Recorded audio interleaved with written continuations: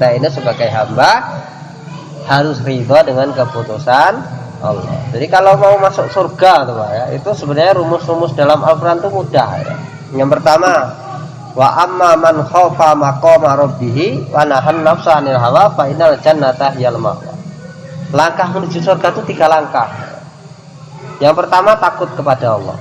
Ya, wa amma man khaufa maqama rabbih, orang-orang yang takut dengan kedudukan Tuhan, takut kepada Allah. Yang kedua, wa nahan nafsa 'anil hawa, menahan hawa nafsunya. Fa innal jannata hiyal ma'wa, langkah ketiga masuk surga. Jadi gampang ngomongnya Pak, ya. Prakteknya wabot ini.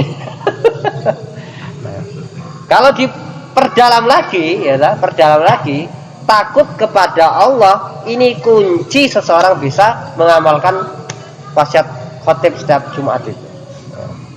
Bisa menjalankan seluruh perintah Allah, meninggalkan seluruh larangan Allah. Kuncinya satu, takut kepada Allah.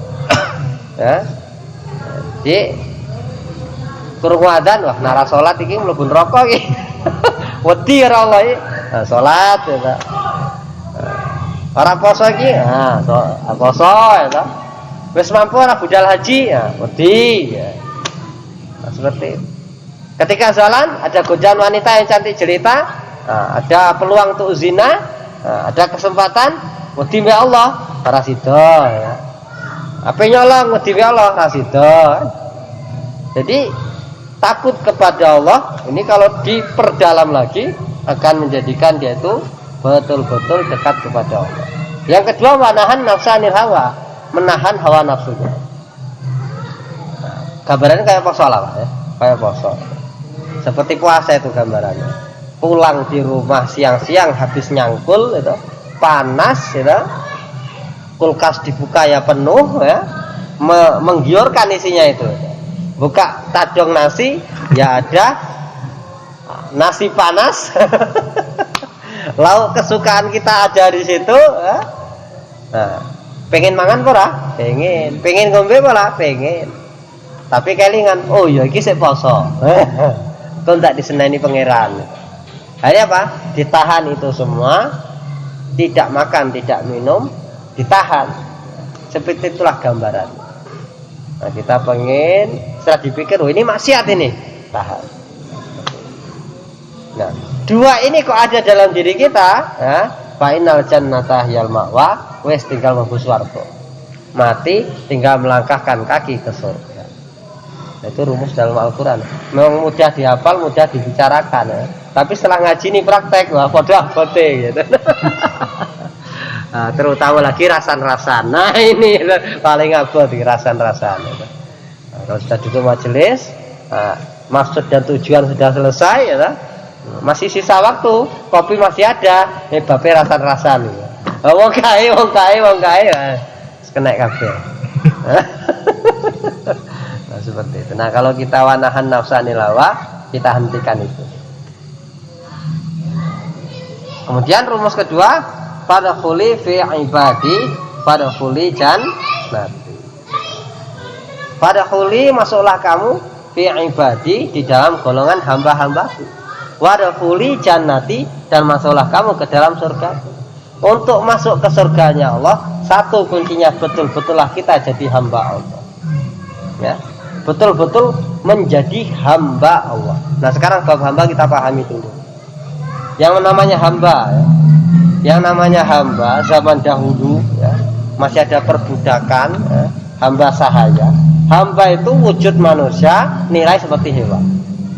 Ya, padha karo sapi, padha karo kebo, ya, padha karo kambing. Bisa diperjualbelikan. Ya itu ke budakku, di budakmu kae, godhot ora kerjane, godhot. Nah, 500 juta. Ya. Nah, setelah dibeli itu budak, ya, setelah dibeli itu budak, ya, maka dia dipekerjakan hari-hari tanpa upah, tanpa bayaran. Ya. Untuk mangan wis alhamdulillah. Itu namanya hamba. Kalau tuannya bosan dijual, ya dia nggak bisa apa-apa, padahal dia sendiri nggak punya. Nah itu bab hamba. Nah kalau kita, ya, Allah firmankan fadkhuli fi ibadi, Maksulah kalian ke dalam golongan hamba-hambaku. Nah, mental kita seperti itu juga di hadapan Allah.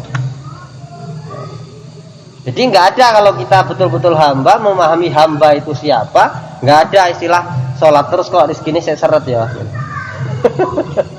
Iki sholat wis rajin ya, poso ya tak lakoni sebulan penuh, tapi bodoh iki ora enek rezeki ya. Nggak ada kata-kata seperti itu, nggak ada. Kenapa? Memang kewajiban ya menghamba. Sholat itu sudah kewajiban. Kewajiban kita kepada Allah ya sholat, ya puasa, ya melaksanakan ibadah lainnya. Adapun rizki kita itu urusan Allah.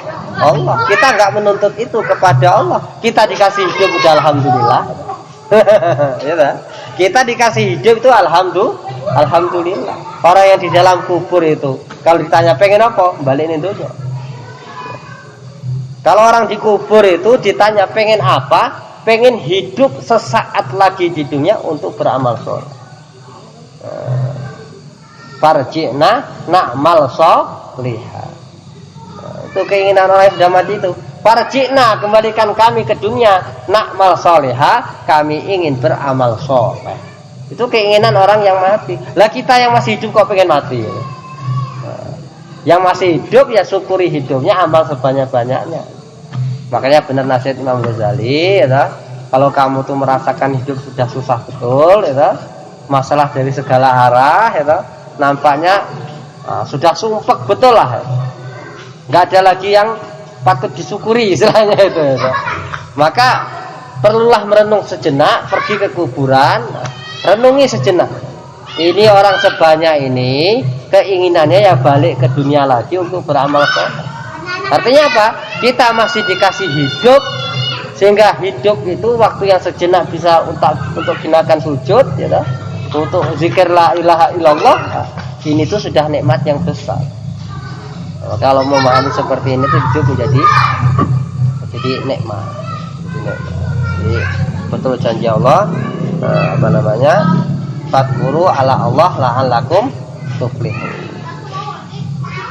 Jadi ingatlah nikmat-nikmat Allah, niscaya kalian akan bahagia. Kenapa kok kita sibuk? Karena kita nggak pernah mengingat nikmat-nikmat Allah.